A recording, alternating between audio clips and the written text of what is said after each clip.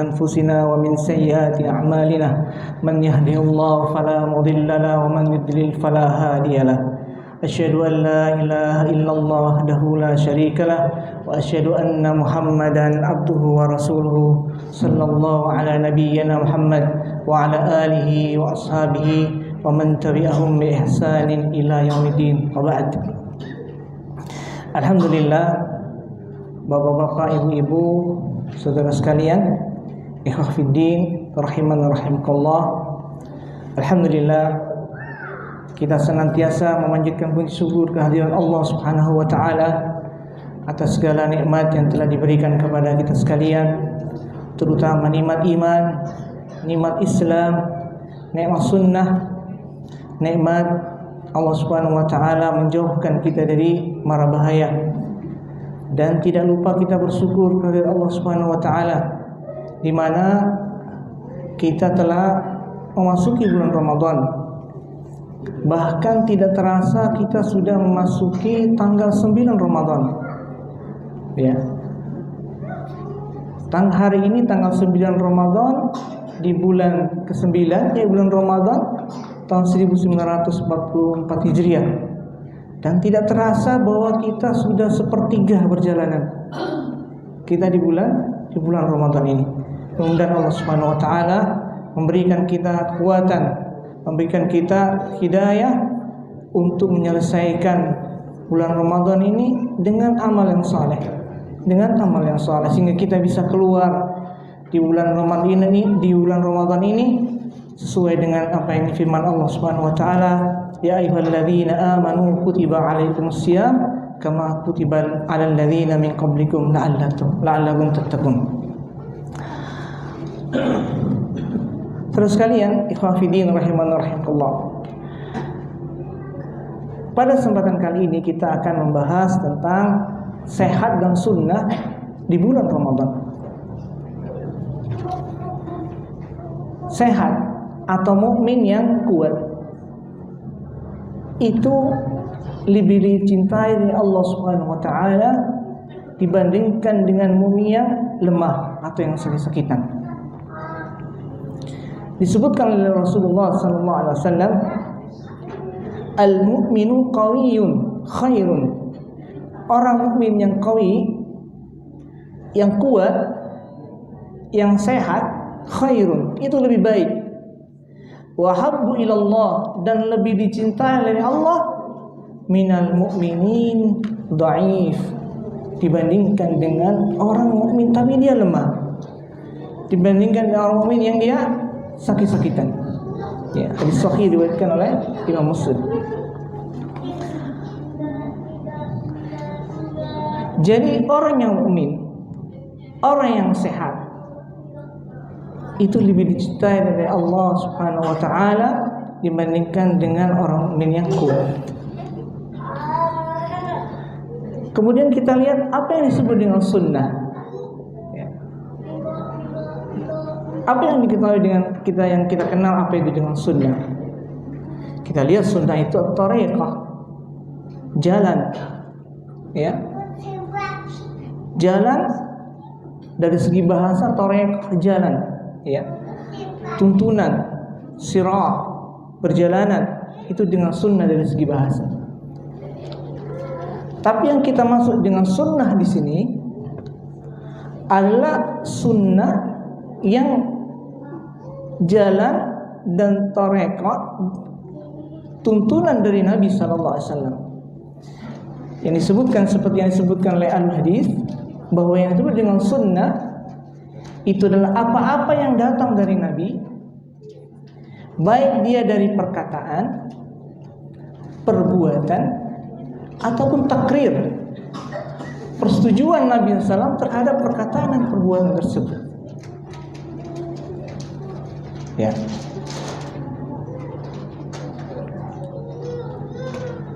Di bulan Ramadan ini, ya, di mana kita ketahui bahwa Allah Subhanahu wa taala mewajibkan kita ibadah puasa.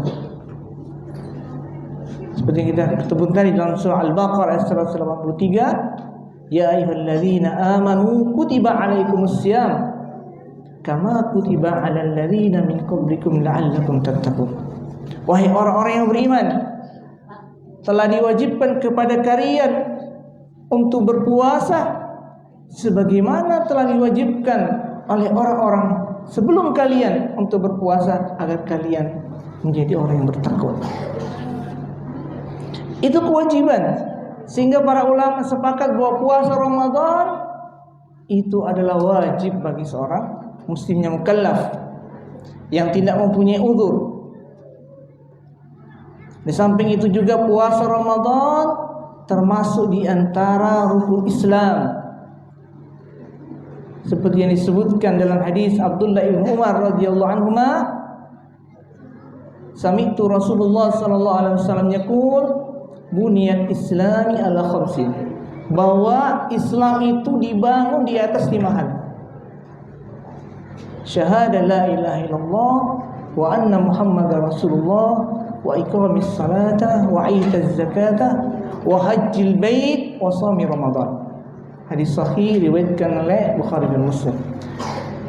Sehingga para ulama sepakat bahwa puasa Ramadan itu adalah wajib bagi seorang muslim. Ijma'. Sehingga barang siapa yang meninggalkan puasa Ramadan, mengingkari kewajiban puasa Ramadan, maka dia keluar dari Islam. Tapi barang siapa yang tidak puasa Ramadan disebabkan karena malas, berarti dia telah melakukan dosa besar. Maka hendaklah dia bertobat kepada Allah Subhanahu wa taala sebelum ajal menjemputnya. Jadi kita tahu puasa itu termasuk daripada ibadah. Dan syarat ibadah itu seperti yang kita ketahui ada 2, ikhlas dan mutawa. Ya, ikhlas karena mengharapkan wajah Allah Subhanahu wa taala dalam melakukan ibadah itu, dan dia mengikuti sunnah, mengikuti apa yang diajarkan oleh Rasulullah sallallahu alaihi wasallam sesuai dengan tuntunan Nabi sallallahu alaihi wasallam. Terus kalian rahiman rahimakumullah. Ya. Di dalam berpuasa ini, ya, dalam ibadah puasa ini, dan seperti yang kita ketahui bahwa ibadah puasa termasuk daripada diperintahkan oleh Allah Subhanahu wa taala. Dan kita meyakini bahwa apapun yang diperintahkan oleh Allah, apapun yang dilarang oleh Allah, pasti mengandung maslahat. Pasti dia mengandung manfaat. Yang manfaat itu sebagian kecil kita ketahui dan banyak tidak kita ketahui.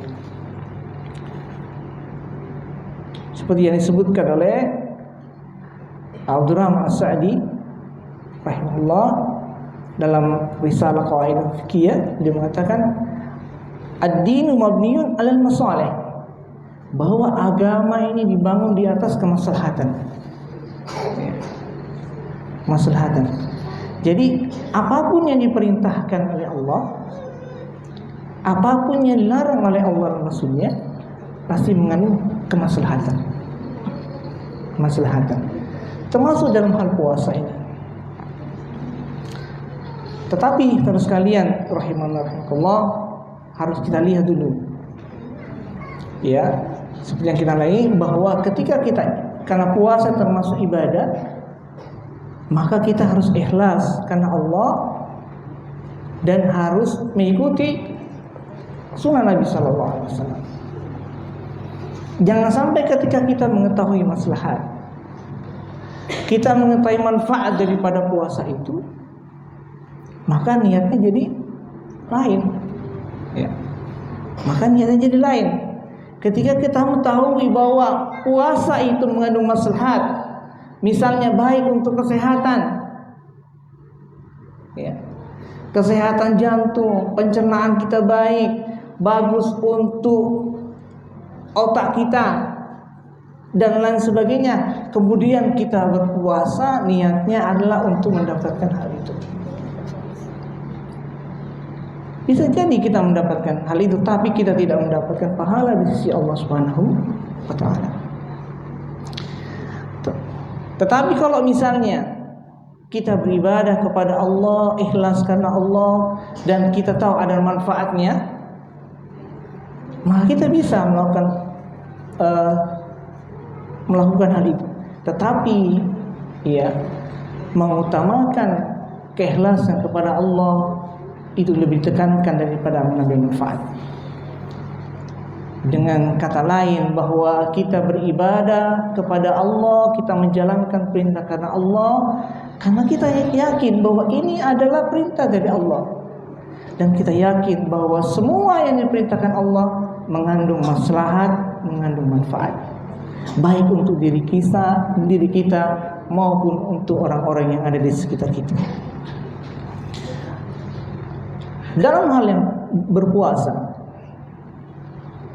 telah disebutkan oleh Allah Subhanahu wa taala dalam surah Al-Baqarah ayat 184, disebutkan wa an tasumu khairul lakum in kuntum ta'lamun. Dan berpuasalah kalian, itu lebih baik jika kalian mengetahui. Ya, ini menunjukkan bahwa puasa itu lebih baik bagi kita, ya, dan jika kita mengetahuinya. Terus kalian rahimana rahimakumullah, puasa itu akan baik untuk kesehatan, ya, baik untuk kesehatan. Bahkan ada sebuah asar, tapi hadisnya dhaif, disebutkan bahwa tasumu tasihu, ya, berpuasalah kalian, niscaya kalian akan sehat. Cuma hadisnya dhaif, jadi tidak bisa disandarkan kepada Nabi sallallahu alaihi wasallam. Tapi dari segi makna, hadis ini sahih, bahwa puasa itu bisa membawa kesehatan bagi kita, bahwa dengan berpuasa itu akan membuat badan kita menjadi sehat. Dan kesehatan itu bukan hanya jasmani, kesehatan itu juga bisa kita dapatkan dari segi rohani, mental, maupun dari fisik, dari jasmani kita. Terus kalian rahimahullah, puasa itu bisa membuat kesehatan kita baik jika kita dilakukan dengan benar, dengan ikhlas dan dengan sunnah Nabi SAW. Sampai diperhatikan bagaimana kita menjalankan sunnah-sunnah itu dengan menggunakan pola makan yang bergizi, ya, dan tidak berlebihan ketika kita berbuka ataupun ketika kita diperbolehkan untuk makan.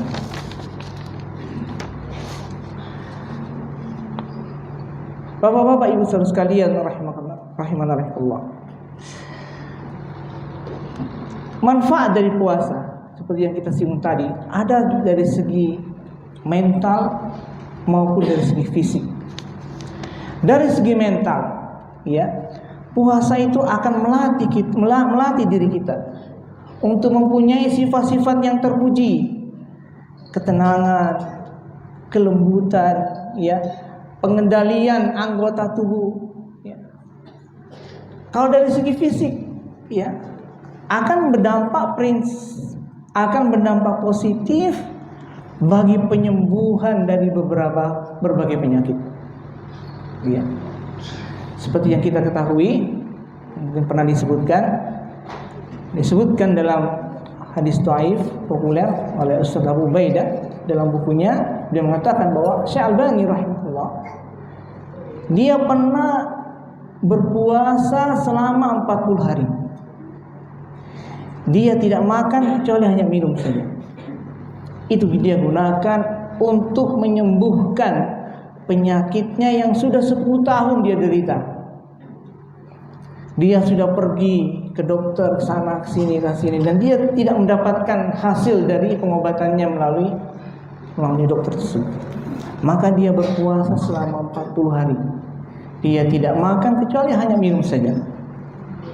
Ya. Jadi tahan ya. Orang tidak makan itu tahan. Tapi kalau orang minum beberapa hari itu nggak tahan. Jadi dia hanya minum saja, dia tidak makan. Dan itu bisa menyembuhkan penyakitnya.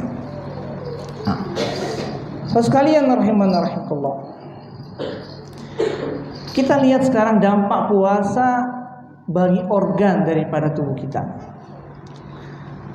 Puasa akan mengubah pola hidup sehari-hari kita, pola makan, pola tidur, dan lain-lain. Perubahan yang terjadi di dalam tubuh kita itu perubahan bisa dalam bentuk komposisi tubuh atau fungsi daripada organ kita, perubahan cairan, elektrolit tubuh, dan lain-lain. Dan yang paling terdampak dari puasa itu adalah organ pencernaan. Kita lihat bagaimana proses kita makan. Kita makan mulai dari kita makan nasi atau makan mulai dari mulut. Di mulut bekerja kelenjar ludah, masuk ke lambung dengan kelenjar sekresinya. Kemudian ada limpa, ada pankreas, ada empedu, kemudian masuk ke usus. Semua itu terlibat dalam upaya mengolah sesuap makanan yang kita masukkan ke dalam mulut kita atau ke dalam tubuh kita. Kemudian makan itu dalam bentuk intisari, ya, setelah diolah bentuk intisari sehingga mudah diserap di usus. Di usus kemudian diserap oleh darah, dan darah dibawa ke hati untuk detoksifikasi, untuk dibuang racun-racunnya. Baru kemudian didistribusikan ke dalam tubuh kita. Sedangkan makanan yang berlebih, maka lebihnya itu akan diserap dan disimpan dalam tubuh kita. Kemudian ada sel-sel yang mengeluarkan seluruh ampas, ya, dan sisa-sisa dari proses metabolisme kita itu kemudian dibuangnya melalui ginjal dalam bentuk urin, kencing, dibuang ke paru-paru dalam bentuk gas, dan dibuang melalui usus dalam bentuk tinja atau feses. Kalau kita lihat, organ pencernaan ini adalah organ yang paling banyak dan paling berat kerjanya tiap hari. Dan ketika dia diistirahatkan beberapa jam, maka manfaatnya luar biasa. Manfaatnya luar biasa. Dengan berpuasa, ya, ini waktunya untuk beristirahat bagi saluran pencernaan kita. Dalam waktu beristirahat itu dia memperbaiki proses regenerasi sel-sel daripada saluran cerna. Tahu ya regenerasi ya, regenerasi sel-sel. Jadi yang sudah rusak itu dibuang dan diganti sama yang baru. Itu regenerasi sel-sel saluran cerna. Dan mengurangi beban daripada pekerjaan.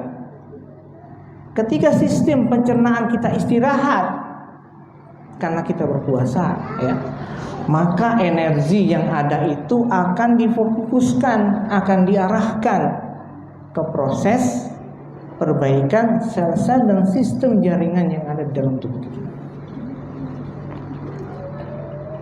Kalau kita lihat bahwa puasa ini ibaratnya mobil, puasa ini adalah waktu perawatan mesin daripada tubuh manusia. Untuk apa? Untuk memperbaiki, untuk mengembalikan fungsi daripada organ sehingga dia bisa lebih optimal dalam kerjanya.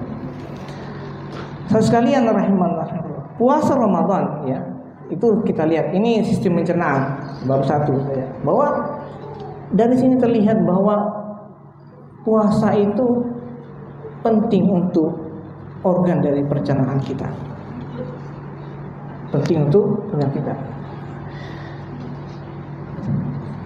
Puasa Ramadan, ya, kalau kita lihat dalam aspek kesehatan, itu memiliki 3 proses. Yang pertama adalah proses detoksifikasi. Apa itu detoksifikasi? Mengeluarkan, menghilangkan racun daripada tubuh kita. Karena makanan pada waktu itu diistirahatkan dicerna. Karena ikan dicerna, maka waktunya untuk mengeluarkan, untuk menghilangkan racun-racun tubuh yang masuk melalui makanan dan minuman kita. Ketika berpuasa, hati dan ginjal bisa maksimal membersihkan sisa-sisa makanan dan racun yang mengendap dalam tubuh kita. Ya, karena makan yang banyak, ya, dan tidak terkontrol itu adalah sebab dari penyakit. Seperti yang kita ketahui dalam sebuah hadis Nabi SAW bahwa perut manusia itu adalah sejelek-jeleknya wadah yang diisi.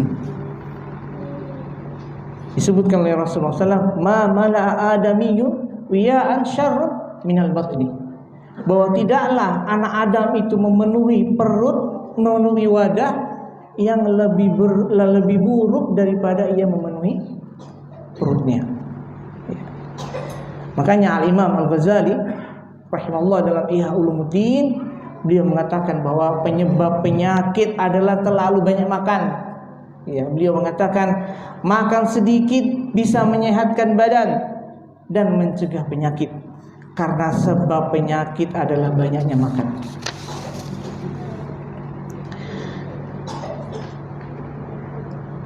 Kita sebutkan tadi puasa Ramadan yang pertama adalah prosesnya adalah dia detoksifikasi. Terus yang kedua adalah prosesnya rejuvenance, peremajaan, regenerasi sel.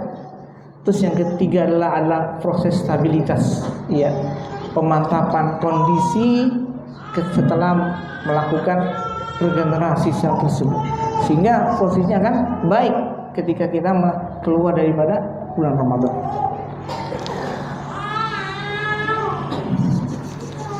Sekalian rahimanallah,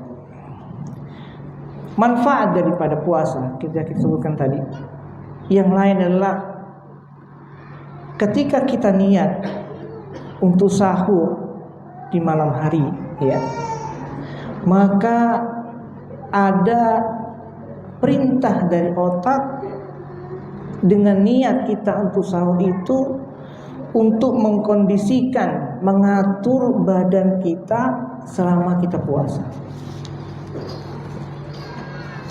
Sehingga ketika kita puasa, di mana kita tahu makan kurang, ya, minum kurang, ketika ada niat maka ada mindset di dalam tubuh kita, di dalam badan kita yang diperintahkan oleh otak.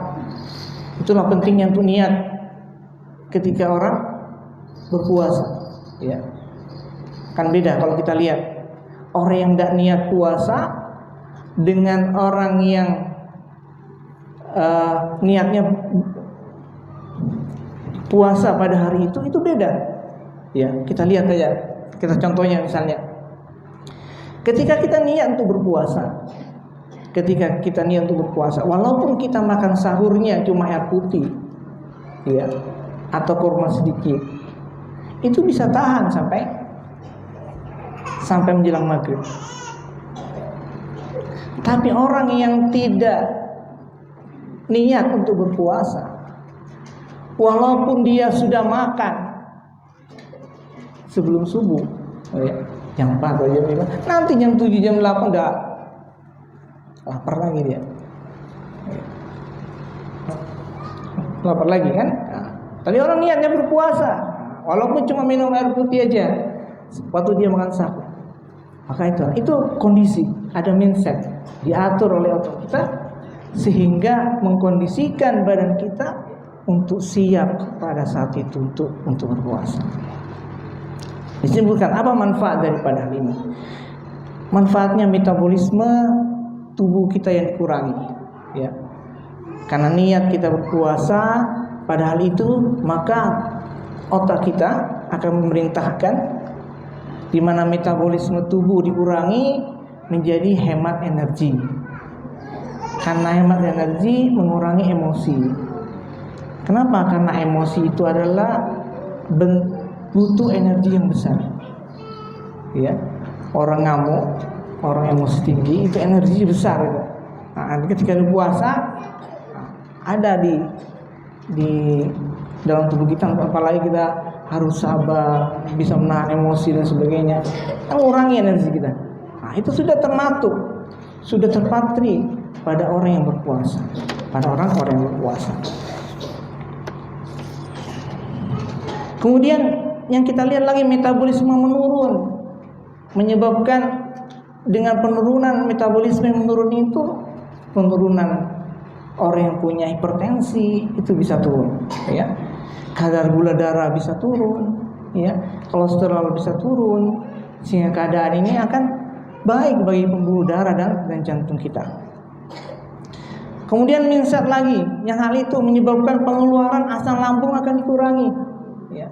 Karena dia tahu bahwa ini makanan kurang, tidak ada makanan diolah, maka otak akan memberikan sinyal untuk mengurangi asam lambung. Kita tahu bahwa asam lambung itu bisa menyebabkan orang sakit mahnya, sakit mahnya. Tapi berdasarkan penelitian bahwa orang yang sedang puasa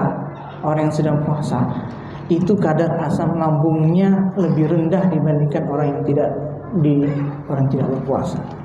Bahkan orang yang berpuasa itu asam lambungnya cenderung normal. Sehingga ya, orang berpuasa ini baik sebenarnya untuk orang yang punya sakit mah. Tapi ingat, yang dimaksud dengan sakit mah ini yang dengan catatan tidak ada kelainan organik pada lambungnya atau saluran pencernaannya. Ya, kalau kita ketahui bahwa emah itu, kebanyakan sakit emah itu karena stres, faktor psikologi. Ya, banyak psikologinya tinggi.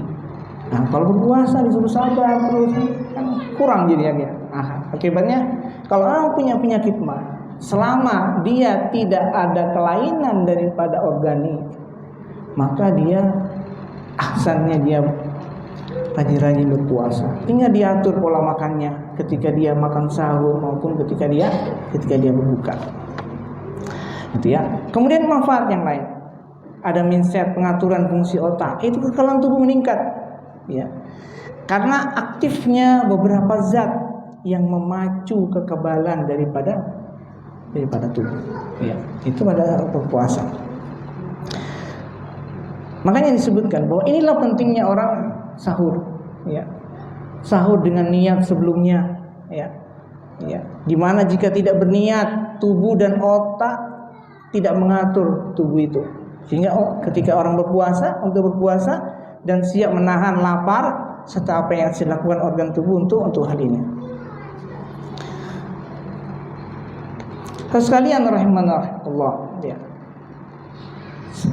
Seperti yang kita ketahui bahwa sahur dan niat itu sangat ditekankan, ya, sangat ditekankan. Bahkan ya, orang yang puasa wajib itu wajib niat sebelum subuh, sebelum fajar shadiq. Beda kalau yang puasa sunnah itu boleh siangan, yang penting dia belum makan. Tapi kalau puasa wajib, dia wajib untuk berniat sebelum fajar shadiq, sebelum fajar shadiq. Ya. Sahur, ya, disebutkan oleh Nabi sallallahu alaihi wasallam, "Tasahharu fa inna fis suhuri barakah." Bersahurlah kalian karena sesungguhnya di dalam makan sahur itu, di dalam sahur itu adalah barokah. Ya, sahur di sini dapat kita lihat keberkahan bisa dari segi waktu, karena waktu adalah waktu berkah, ya. Bisa juga yang keberkahan itu berkah dari segi makanan daripada makan sahur itu sendiri, ya. Dan sahur ini juga yang membedakan puasa kita dengan puasa ahlu kitab.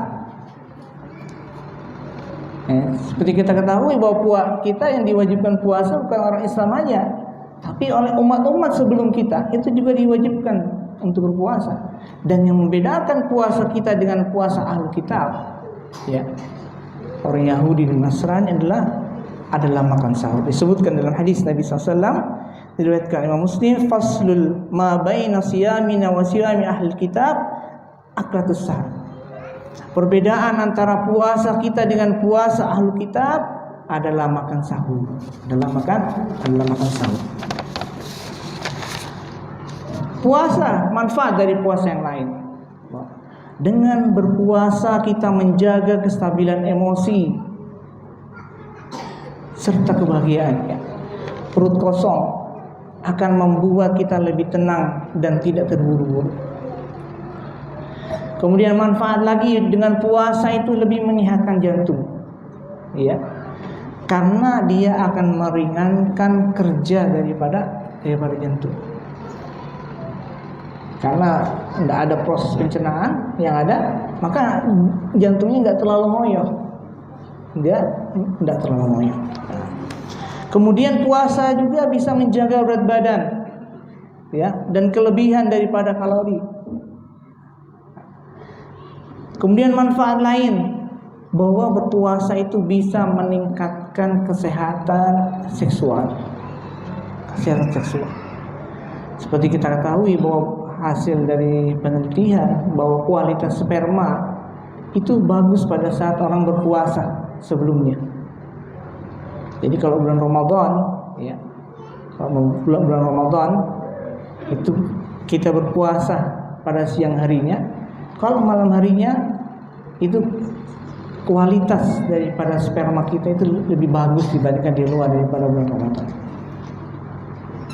Ya, karena kita jaga makan kita, kemudian kita juga menjaga pandangan kita, ya. Nah, itu bisa mempengaruhi daripada hormon seksual. Dan pada bulan Ramadan, orang itu kualitas sperma kita lebih tinggi. Sehingga biasanya kalau orang ingin punya anak, nah itu bagus ya pada bulan Ramadan. Asalkan tidak sedang iktikaf. tidak iktikaf, ya. Nah, kemudian manfaat lagi puasa lain, bahwa puasa itu bisa menyehatkan ginjal. Nah, dengan puasa ini bisa mengistirahatkan ginjal. Apa fungsi ginjal itu? Nah, seperti kita sebutkan tadi, dia mengeluarkan, ya, sisa-sisa metabolisme dalam bentuk cairan melalui ginjal. Nah, ketika diistirahatkan, maka ginjal tidak akan terlalu berat kerjanya lagi, ya. Ginjal menyaring berbagai sampah dalam aliran darah kita, sehingga kalau kita lihat, kalau misalnya orang gagal ginjal, maka dia akan racunnya banyak di dalam tubuhnya. Kenapa? Karena mestinya dia keluarkan racun-racun itu, maka dia akan menyerang di dirinya sendiri. Nah,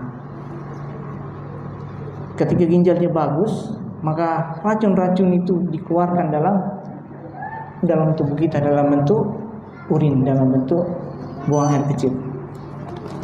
Terus kalian rahimanallah. Sekarang kita masuk pada tips agar kita sehat dan fit selama kita menjalani Ramadan. Yang pertama, makan sahur. Makan sahur, ya. Makan sahur itu akan memberikan kekuatan, terutama hari-hari pertama puasa kita. Dan seperti kita sebutkan tadi, ini termasuk anjuran syariat, ya. Keberkahan pada makan sahur, ya.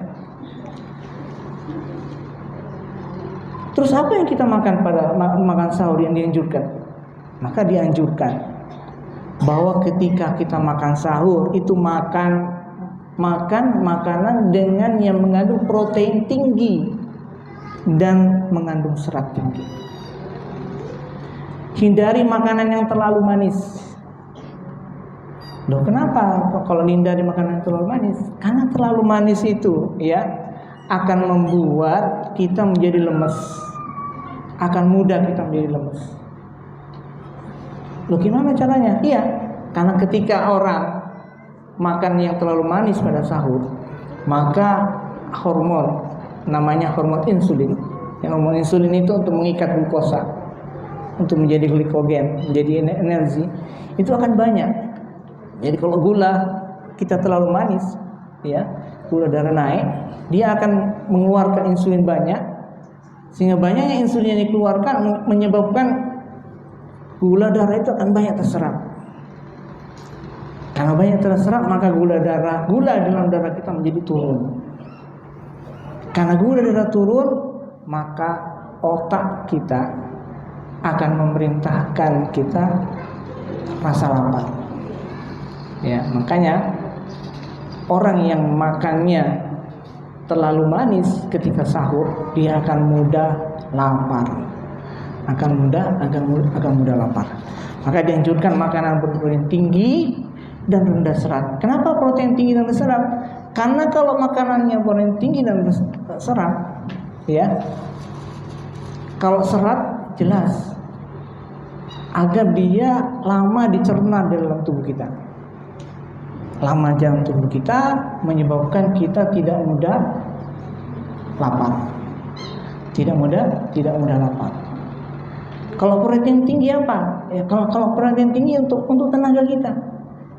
Karena kalau yang tadi yang manis kan glukosa. Glukosanya tidak boleh terlalu manis karena berloyo. Untuk penggantinya glukosa ini protein.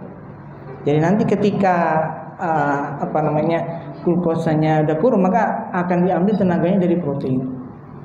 Maka protein tinggi dan serat itu bagus dimakan ketika kita makan sahur.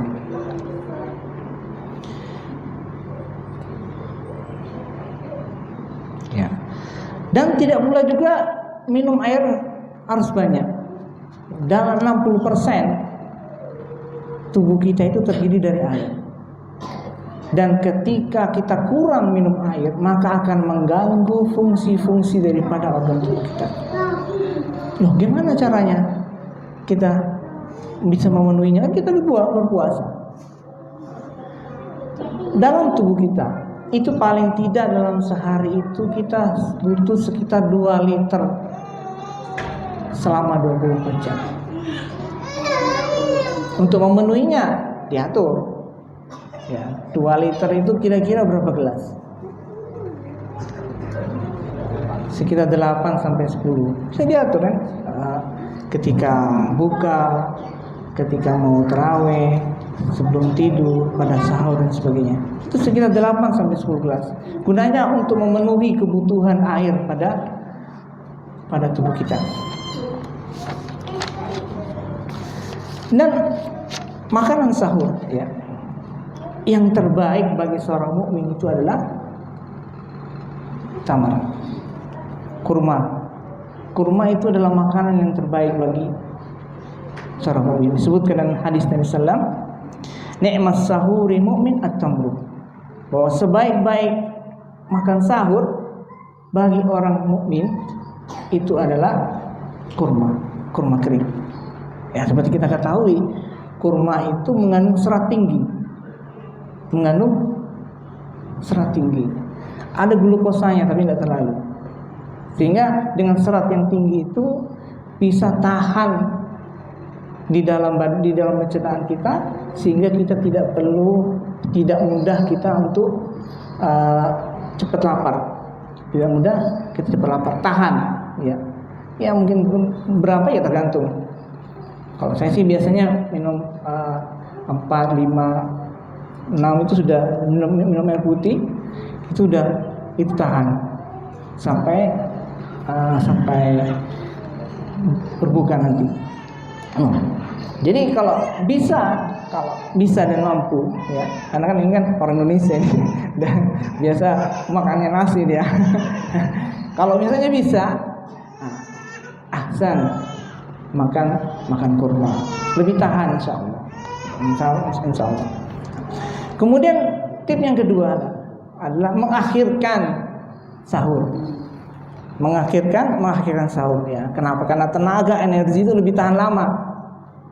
Kan ada sekarang ini yang makan sahurnya jam 2, ada malah yang lebih lagi jam 12, atau sebelum tidur dia makan sahur, ya kan? Katanya dia makan sahur gitu. Ya, tapi yang paling rajin bahwa yang namanya makan sahur itu adalah makannya dekat-dekat dengan azan subuh, ya. Dengan azan subuh. Ya, kalau misalnya sekarang ini jam 4 lewat, ya paling tidak ya jam setengah 4, ya, atau jam 4 kurang 15 menit kalau nggak terburu-buru, ya, seperti itu. Agar apa? Agar dia lebih tahan di dalam tubuh kita. Ya, kalau makan sahurnya kemalaman, cepat lapar. Nah, maka tips agar kita sehat dan kuat adalah mengakhirkan makan sahur. Dan begitulah sahabat Nabi sallallahu alaihi wasallam, disebutkan oleh Amr bin Maimun, disebutkan kana ashabu Muhammadin sallallahu alaihi wasallam, bahwasanya dahulu sahabat Nabi sallallahu alaihi wasallam asra'an nasi iftaran, adalah orang-orang yang bersegera berbuka, wa abta'ahum sahuran, dan orang yang paling lambat makan sahur. Kemudian tips yang ketiga, ya, hindari tidur langsung setelah subuh. Ya, habis subuh makan sahur, subuh sampai di rumah ngantuk tidur. Nah, maka hindari hal seperti ini, ya. Karena kebiasaan tidur kayak gini, ya, baik dari segi agama juga, karena seperti kita ketahui bahwa waktu subuh itu adalah waktu yang berkah, waktu yang berkah. Disebutkan oleh Nabi sallallahu alaihi wasallam, Allahumma barik li ummati fi bukuriha, ya Allah berkahilah umatku di waktu pagi. Nah, kalau waktu pagi ini kita pengen tidur, maka keberkahan itu bisa kita tidak dapatkan. Dan dari segi kesehatan pun itu tidak baik. Tidur setelah subuh. Ibaratnya begini, bahwa subuh itu kan mestinya untuk pemanasan. Ya, metabolisme tubuh kita itu untuk pemanasan, tapi kita gunakan untuk tidur. Akibatnya ketika bangun jam 7, jam 8 badan terasa lemas. Ya kan? Udah dicoba ya? Udah pengalaman gitu. Baru orang habis subuh tidur, bangun pasti loyo dia. pasti loyo ya. Karena gitu. Jadi dihindari tidur langsung setelah subuh. Kecuali kalau misalnya ada uzur, misalnya jaga malam, enggak tidur semalaman, ya. Sehingga habis subuh maka dia boleh tidur seperti itu. Tapi kalau enggak ada uzur, tidak ada hal yang membuatkan, maka jangan tidur setelah salat subuh. Nah, disebutkan bahwa kiat agar tidur langsung tidak setelah subuh, ya. Ini bahwa tidak terlalu tengah malam, ya, makan sahurnya. Kemudian isi kegiatan setelah subuh, ya, kalau di masjidnya ada taklim, ya taklim, atau membaca Al-Qur'an, tunggu di masjid sampai waktu Isra. Habis sholat Isra baru pulang, ya. Kemudian menghindari makan sahur yang terlalu banyak, ya. Jangan makan sahur terlalu banyak. So, kalau makan sahur terlalu banyak, makan yang manis-manis, ya, akan menyebabkan kita mudah ngantuk. Karena makannya terlalu banyak. Kemudian tips yang lain, ya, sebutkan bahwa kalau berbuka, segera berbuka. Waktunya berbuka tidak usah ditunda-tunda, segera berbuka. Kenapa? Karena energi akan langsung terisi kembali, ya. Dan badan akan segera kembali terasa segar. Ya. Kalau buka, tidak usah tunggu-tunggu, saya ini kuat, nanti aja dah. Nah, kalau langsung buka, langsung saja berbuka, ya. Walaupun dengan seteguk air, dengan seteguk air. Disebutkan oleh Nabi sallallahu alaihi wasallam, la yazalun nas bi khairin ma'ajjalul fitr. Bahwa senantiasa manusia itu di dalam kebaikan selama mereka menyegerakan untuk berbuka. Kemudian tips yang lain, ya. Berbuka dengan yang manis. Jadi kalau sahur tadi usahakan jangan makan terlalu manis. Kalau berbuka boleh dengan yang manis. Tapi makannya secara bertahap, ya. Cuma perlu garis bawahi bahwa berbuka yang manis-manis itu tidak ada hadisnya dan sunnahnya. Itu hanyalah anjuran dari medis dan iklan. Kan iklan, makan manis-manis itu ada. Kalau hadisnya tidak ada. Tapi anjuran dari medis dan iklan. Iklan TV dan makan manis-manis. Kenapa berbuka dengan yang manis? Ya, karena dengan manis itu akan memulihkan energi kita, memberikan stamina dan waktu yang lebih dekat, lebih cepat. Ya, lebih cepat. Makanan yang manis dengan karbohidrat yang sederhana, ya, akan mengembalikan energi kita yang habis selama berpuasa itu akan cepat kembali. Karena ia tidak perlu dicerna dalam waktu yang lama. Dan lebih baik berbukanya itu dengan kurma. Dan inilah sunnahnya dan berpahala.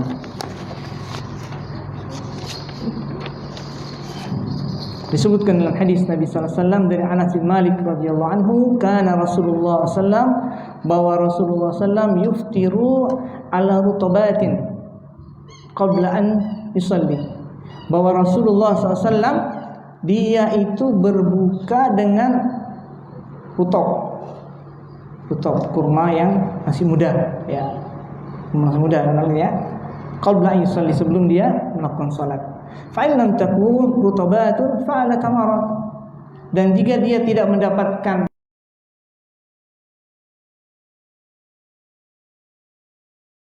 hasanah hasawatin minna, dan jika dia tidak mendapatkannya, maka dia minum dengan seteguk air, ya, minum dengan seteguk air, ya.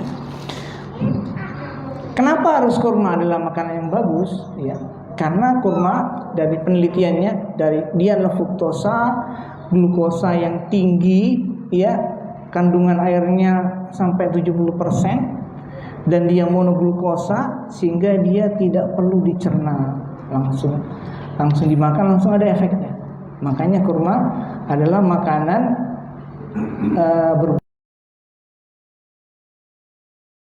memiliki masalah pencernaan. Anjuran bahwa jika orang memiliki masalah pencernaan, maka terutama maka ketika dia berbuka, hindari berbuka dengan air dingin atau air es, ya. Kemudian hindari minuman yang bersoda, karena akan membuat perutnya menjadi kembung dan asam lambungnya bisa meningkat. Ya, itu tips kita berbuka. Masih lama ya. Ya. Nah, tips yang lain adalah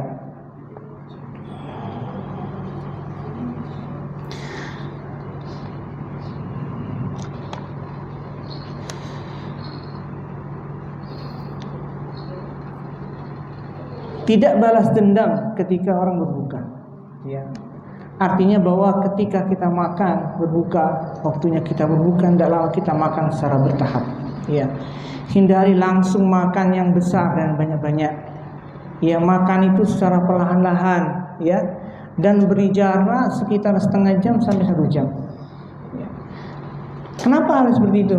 Karena ada dampak buruk yang bisa terjadi ketika kita makannya seperti makan mau balas dendam, ya, habis puasa nih, ini buka, udahlah kita makannya banyak dah, mumpung ini banyak makanan ini, dilahap semuanya.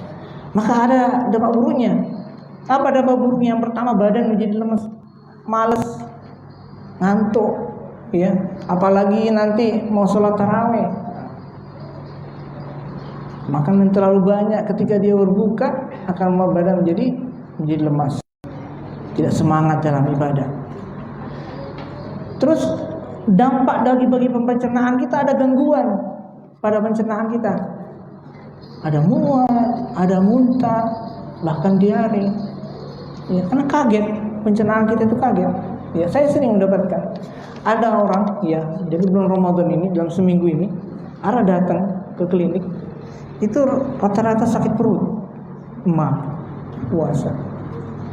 Kenapa? Karena itu salah satu sebabnya. Dia makan yang terlalu banyak, ya, atau dia makan yang merangsang pencernaannya, mesti makan sambal terlalu banyak, ya, sehingga akibatnya mual, muntah, diare, seperti itu. Ada, jadi gangguan pencernaan bisa terjadi. Nah, kemudian dampak yang lain adalah semangatnya jadi turun dan kurang konsentrasinya, terutama dalam hal ibadah. Apalagi kalau kita lihat di kita kan, antara jarak antara maghrib dengan maghrib isya dengan tarawih kan jaraknya nggak jauh. Nah, jadi kalau terlalu banyak makan, maka akan membuat kita lemas, tidak konsentrasi ketika kita sholat, baik dia sholat isya maupun sholat tarawih, ya.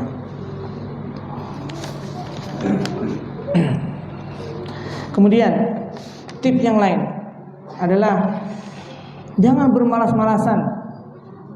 Ketika orang bulan Ramadan, tidak boleh kita bermalas-malasan. Bulan Ramadan bukan bulan orang tidur-tiduran, malas-malasan. Dari pagi sampai sore tidur aja. Dia bangun kalau mau sholat aja. Jadi habis sholat subuh tidur, jam 9 bangun sebentar, mandi, habis itu tidur lagi, sholat lagi duhur, habis sholat duhur tidur lagi, tidur terus. Maka jangan bermalas-malasan. Bulan Ramadan bukan bulan untuk bermalas-malasan. Apalagi kita ketahui beberapa peristiwa penting dalam Islam itu terjadi pada bulan Ramadan. Perang Badar, Fathu Mekah, itu terjadi pada bulan Ramadan. Itu menunjukkan bahwa bulan Ramadan adalah waktunya untuk berjihad, ya, bukan untuk waktu untuk bermalas-malasan. Nah, ini juga, jadi jangan bermalas-malasan dan tetap olahraga. Loh, kenapa harus berolahraga? Nah, orang olahraga itu efeknya itu bagus, ya sekalian. Ya. Jadi orang berolahraga, aktivitas dengan aktivitas olahraga itu akan merangsang yang namanya hormon-hormon anti insulin dari segi kesehatan. Anti insulin ini akan merangsang, akan membuat glukosa, glikogen yang tersimpan itu menjadi gula, sehingga gula darah kita nggak turun. Kalau gula darah kita turun, itu tidak gampang lapar, tidak gampang lapar. Jadi walaupun ini bulan Ramadan, ya, diusahakan ya, jangan lupa berolahraga. Olahraga yang paling bagus itu 30 dalam sehari itu 30 menit. 30 menit dalam sehari. Kalau misalnya susah langsung bisa dibagi 15 menit pagi hari, 15 menit pada menjelang buka atau sore hari. Begitu. Agar badan kita tidak cepat lemas. Kemudian tips yang lain adalah tidurnya yang cukup. Tidur itu gunanya apa? Untuk istirahat daripada tubuh kita dan sel-sel, guna untuk mengembalikan fungsi daripada tubuh kita yang digunakan seharian. Jadi kita butuh untuk tidur. Tidur itu umumnya 4-8 jam. Umumnya 4 jam. Tapi ini tergantung kondisi orang masing-masing. Ya. Tapi yang paling penting itu adalah tidurnya berkualitas. Walaupun cuma 30 menit tapi berkualitas, dibandingkan dengan tidurnya lama tapi tidak berkualitas. Ya. Dan diusahakan juga, ya, kalau siang ada waktu kita tidur sebentar. Yang istilahnya adalah qalilah. Ya. Tidur sebentar. Apalagi termasuk sunnah. Ya, disebutkan oleh Nabi SAW, qilu, ya, tidurlah sebentar, fa inna syayatina la takil, bahwa sesungguhnya syaitan itu tidak tidur siang, tidak istirahat siang. Jadi diusahakan kalau bisa tidur siang cuma sebentar, istirahat pada siang hari, guna untuk membalikan tenaga kita. Kemudian tips yang lain, mandi, ya, untuk menyegarkan daripada badan kita, ya. Masih lama ya? Oh belum ya, masih ada sekitar 5 menit ya. Ya, 5 menit. Ya, mandi, tipsnya mandi, ya, dan menyegarkan badan. Gunanya apa? Agar badan kita yang lemes itu menjadi segar kembali, ya, ketika kita berpuasa. Ya. Loh, kenapa begitu? Ya, disebutkan oleh Abu Bakar radhiyallahu anhu, beliau mengatakan, laqad ra'aitu Rasulullah sallallahu alaihi wasallam, bahwa sungguh saya melihat Rasulullah sallam yasubbu ala ra'sihi al-ma' wa huwa sha'im, ya, min al-'atasi aw min al-har.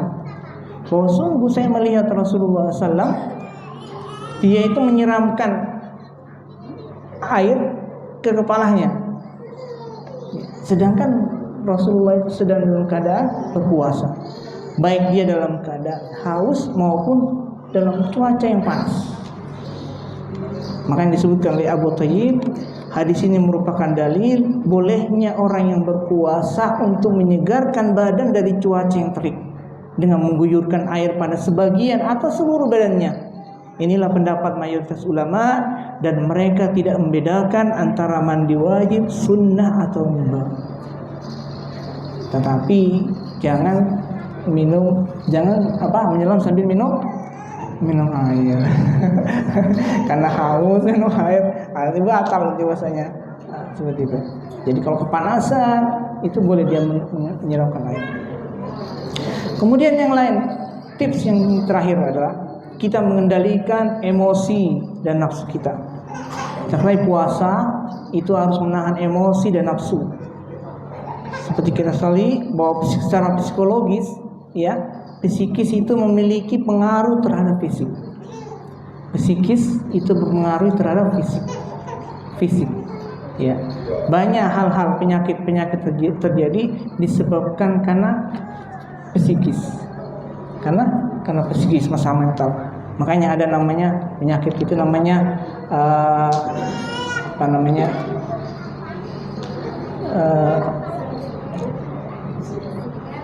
psikis yang menyebabkan terjadinya yang bisa menyebabkan penyakit fisik. Itu banyak, saya lupa namanya. Itu banyak terjadi seperti itu. Ya, saya pernah dapatkan ada orang masuk ke rumah sakit, dia dalam keadaan sesak nafas. Diperiksa nggak ada apa-apa ini, cuma gini dia. Ternyata besoknya dia mau ujian. Ini stres dia, ya stres dia karena besok mau ujian. Jadi psikis itu mempengaruhi fisik. Maka puasa, ya, itu mengendalikan emosi dan nafsu kita. Ya.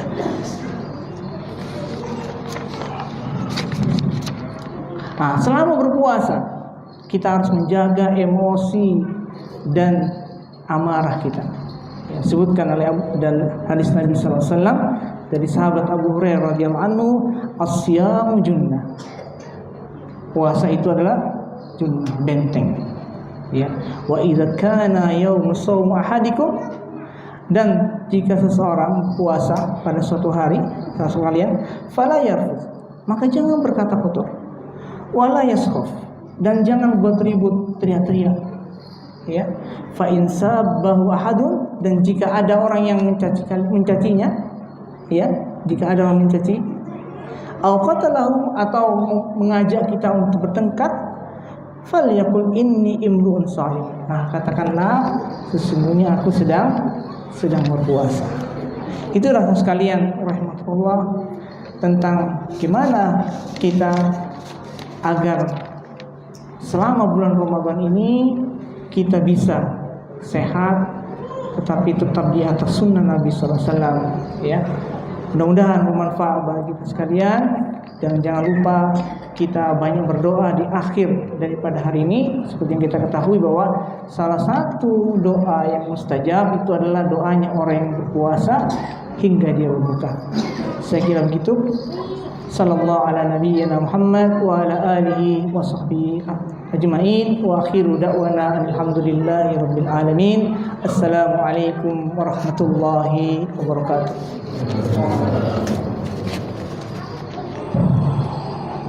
Disampaikan jazakallahu khair untuk Ustaz Kadir. Semoga kita bisa